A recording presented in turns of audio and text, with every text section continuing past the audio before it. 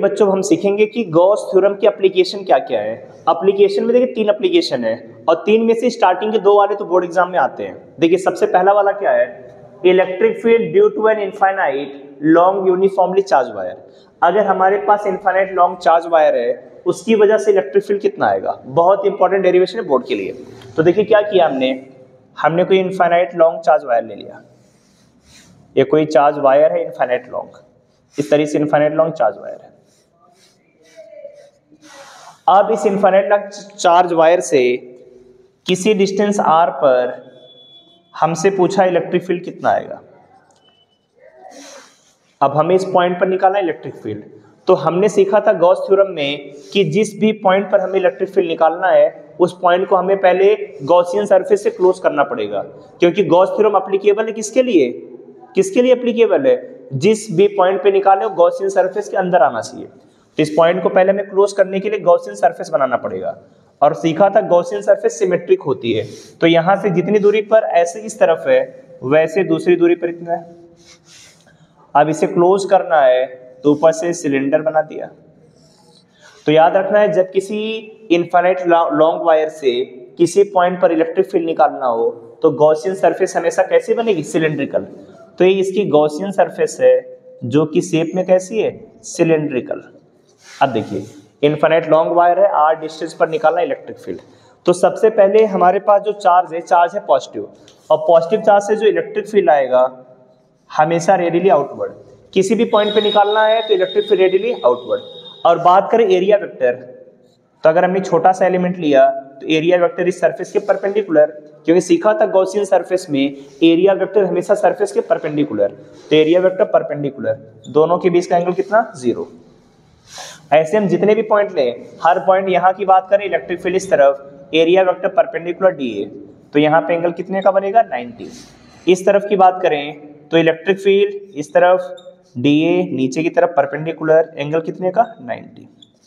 लेकिन ये wire 1D है तो 1D की हमें एक साइड की बात करनी है, चाहे इस तरफ ले हम चाहे इस तरफ। तो 1D ऐसा नहीं कि आपने इस तरफ भी ले लिया इस तरफ, 1D का मतलब होता है एक तरफ लेना।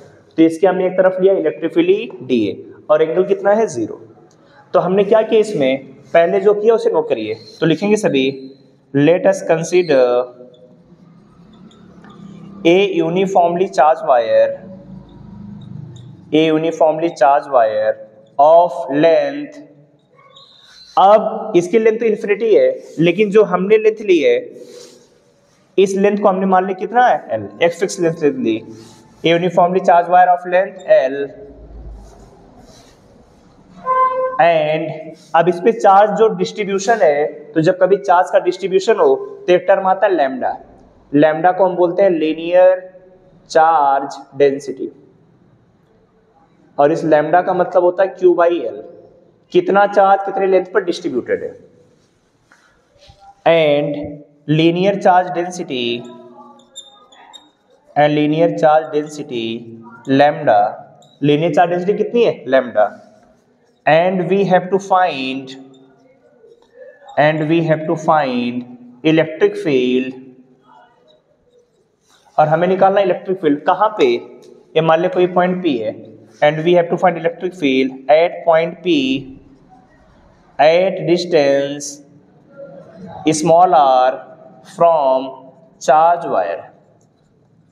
और ये जो चार्ज वायर है इससे r डिस्टेंस पर हमें इलेक्ट्रिक फील्ड निकालनी है। तो देखिए क्या करेंगे आप, इलेक्ट्रिक फील्ड आपको निकालनी है तो पहले आपने गॉसियन सरफेस बनाया, गॉसियन सरफेस कैसी है, सिलेंड्रिकल, ये सब आपको डायग्राम में दिख रहा है। अब हमें इस पर इलेक्ट्रिक फील्ड निकालनी है। इलेक्ट्रिक फील्ड और इलेक्ट्रिक फ्लक्स कितना आएगा, इलेक्ट्रिक फ्लक्स d फाई। अब एक छोटा सा एलिमेंट d है तो इलेक्ट्रिक फ्लक्स भी छोटा सा आएगा, d फाई की value E into D A, और एंगल है cos 0, तो d phi equal to E dA, cos 0 की वैल्यू 1, d फाई आ गया E dA। अब आपको d फाई पता है और इधर वैल्यू E dA। अब दोनों साइड को इंटीग्रेट करते हैं, इंटीग्रेट बोथ साइड। अभी ऊपर वाले को क्यों नहीं लिया, क्योंकि ऊपर एंगल 90 है तो फाई 0 बनेगा, इधर भी फाई कितना बन जाएगा, 0। तो इन्हें तो छोड़ दिया हमने, d फाई इधर E dA। अब डी फाई का इंटीग्रेशन फाई इधर ई इंटू ए। अब फाई की वैल्यू कितनी होती है, Q by epsilon not. Electric field आपको निकालना है और एरिया की वैल्यू कितनी आ जाएगी, तो एरिया आपको पता है, एरिया इस सिलेंडर का एरिया ए इक्वल टू कितना 2 पाई आर एल। अब ध्यान से थोड़ा और देखिएगा, Q lambda equal Q by L, तो क्यू की वैल्यू कितनी lambda into L by epsilon not, इधर 2 पाई आर एल और साथ में ई का मल्टीप्लाई, एल से एल कट जाएगा, ई की वैल्यू कितनी आ गई lambda by 2 pi R epsilon naught. तो अगर कोई आपके पास इनफाइनाइट लेंथ का वायर है और उससे निकालना इलेक्ट्रिक फील्ड गॉस थ्योरम का अप्लाई करके, E equal to lambda by 2 pi R epsilon not.